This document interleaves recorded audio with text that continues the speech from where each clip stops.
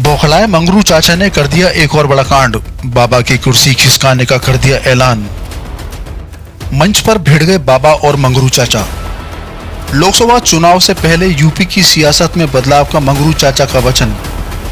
बाबा ने दे डाली सलाह, पहले बचाओ अपनी पार्टी अगर है दम। शाह के इशारे पर बड़ा उछल रहे थे मंगरू चाचा। अखिलेश यादव ने लगा दिया ठिकाने, तो बाबा पर साधने लगे निशाने।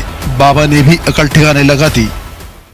हाल ही में मंगरू चाचा ने यादवों को लेकर जो बयान दिया, उसने हालत खस्ता कर दी थी, क्योंकि यादवों के खिलाफ जैसे ही मंगरू चाचा ने अपना ज्ञान परोसा, यादवों की पूरी सेना मंगरू चाचा के दफ्तर पहुंच गई, जहां उनका सार्वजनिक सम्मान होते होते बचा। अपनी पार्टी के दफ्तर की खिड़की से मंगरू चाचा कूदकर भाग गए, वरना यादवों की भीड़ ने सोच लिया था कि पूरी तसल्ली के साथ मंगरू चाचा को सबक सिखाया जाएगा। सीधे दौड़े दौड़े बाबा के पास पहुंचे तो बाबा ने भी पल्ला झाड़ दिया था, जिसके बाद बौखलाहट में मंगरू चाचा ने ऐसा बयान दे दिया कि अखिलेश यादव से पहले बाबा ने मंगरू चाचा को ठिकाने लगाने की सोच ली। फिर लुढ़कने लगा यूपी की सियासत का लोटा। मंगरू चाचा फिर से पाला बदलने को तैयार। अब बाबा की कुर्सी छीन लेने का कर दिया ऐलान। वैसे तो जो ताजा समीकरण बन रहे हैं, वो बताने के लिए काफी है कि लोकसभा चुनाव में बीजेपी की हालत खस्ता होने जा रही है। एक एक सीट पर जीत छोड़िए, जमानत बचानी मुश्किल हो जाएगी। लेकिन मौका देखते हुए इसका क्रेडिट खुद लेने के लिए मंगरू चाचा ने बाबा के खिलाफ बयान दे डाला।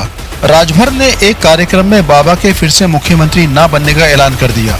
राजभर ने कहा, अब उनको किसी पटेल, मौर्य, चौहान, निषाद, बिंद या राजभर को सीएम बनाना पड़ेगा, तभी वो सरकार में आ सकते हैं, वरना अब वो सरकार में नहीं आ सकते।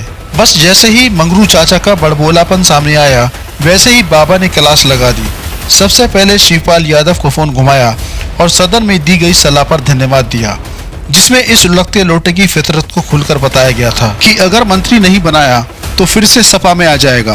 काफी देर तक हुई बातचीत में साफ हुआ कि लोकसभा चुनाव से पहले मंगरू चाचा का सियासी खेल खत्म करना पड़ेगा, क्योंकि अपने उल्टे सीधे बयानों के जरिए मंगरू चाचा अखिलेश यादव की आंखों में खटक रहे हैं। अखिलेश यादव ने तो सभा के दफ्तर में मंगरू को गद्दार करार देकर निकाल दिया था।